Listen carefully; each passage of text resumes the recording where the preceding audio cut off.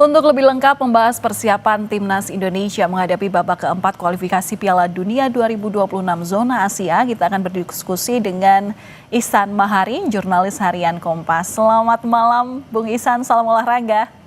Salam olahraga malam, halo. Ya, kali ini Indonesia versus Lebanon, tapi yang saya tidak akan menanyakan soal prediksi skor ya, karena masih berlangsung malam ini. Tapi kalau melihat dari dua laga uji coba melawan Taiwan dan Lebanon, apa yang dicari timnas dari dua laga uji coba ini, terutama dalam menjelang laga babak keempat kualifikasi Piala Dunia yang nanti akan digelar Oktober?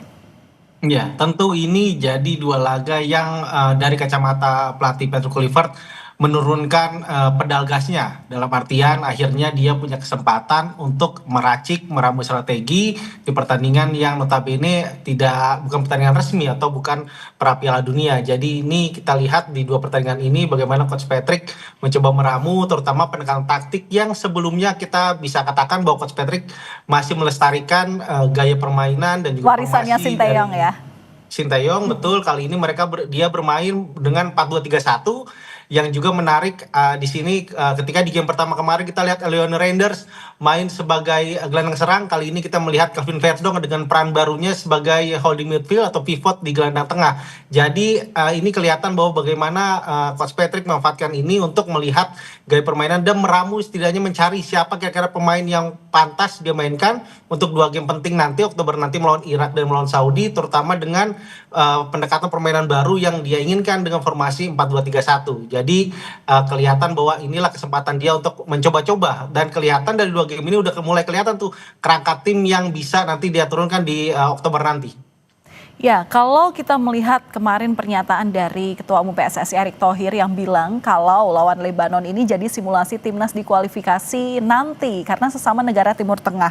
Tapi bagaimana kalau misalnya Anda lihat dengan laga uji coba yang juga dilakukan oleh Arab Saudi dan juga Irak, kayak misalnya Arab versus Ceko, kemudian Irak versus Thailand yang mungkin levelnya juga ini lebih tinggi dan istilahnya latihannya lebih getol gitu dibandingkan dengan latihannya yang dimiliki oleh Indonesia. Gimana Anda lihat?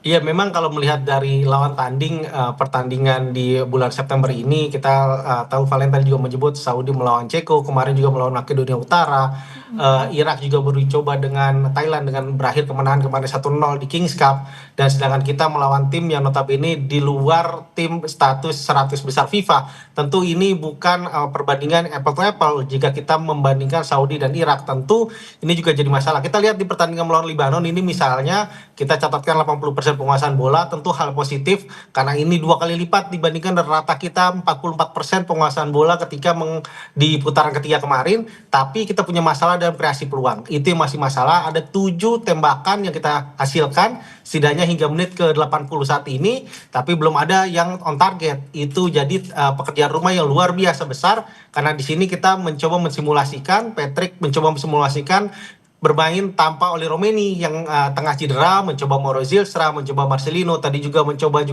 Emiliano Jonathan, debutan juga, plus juga Andrian Wibowo, tapi belum ketemu nih pakem yang ini, dan ini tentu jadi pekerjaan rumah yang harus diperhatikan bagaimana Patrick, terutama lini depan kita nih masih punya masalah. Lini belakang kelihatan sudah padu, gelandang tengah juga sudah cukup ketemu pakemnya seperti apa gaya bermainnya, tapi di lini serang kita masih punya masalah. Melawan Libanon saja yang ada 5 tingkat hanya di atas kita belum menghasilkan satupun peluang bersih di laga ini setidaknya hingga menit ke-80.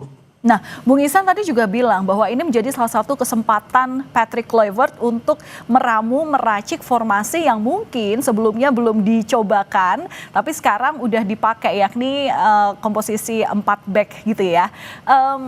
Tapi apakah ini efektif? Carlo tadi Anda bilang bahwa belum ketemu pakemnya sekarang gitu untuk nanti jelang Pildun 2026 dalam seleksi zona Asia.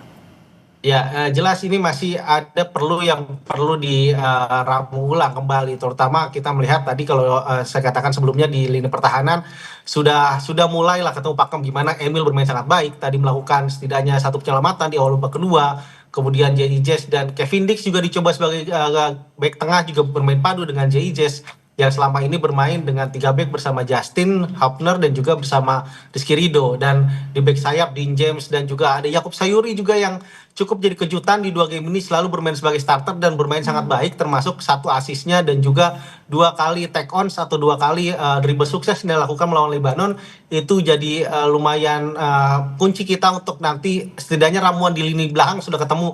Masalahnya ini gimana antara tengah ke depan untuk mereka kasih peluang, karena di sini masih aja masalah. Kita terlihat memang masih sangat bergantung pada Oli Romeni, dan harapannya meskipun ada harapan bahwa Oli Romeni bisa sembuh Oktober nanti, tapi dengan ketergantungan kuat kita pada Oli, seandainya nanti recovery Oli agak tersendat jelang Oktober nanti dan kita tidak bisa memainkan Oli, tentu ini jadi alarm luar biasa bagi kans kita untuk lolos ke Piala Dunia 2026. Iya, sebenarnya dari laga uji coba ini bisa dikatakan bahwa kemenangan tidak hanya hasil yang paling dinantikan, tapi seperti apa gambaran kekuatan tim yang sebenarnya saat ini sudah diformulasikan oleh Patrick Kluivert, Bung Ihsan? Karena kalau kita lihat tadi ketika ada warga yang diwawancarai oleh wartawan Kompas TV gitu ya, ditanya sebenarnya apa PR-nya? Lagi-lagi meningkatkan chemistry. Nah, gimana formasi yang saat ini udah diuji cobakan oleh pelatih?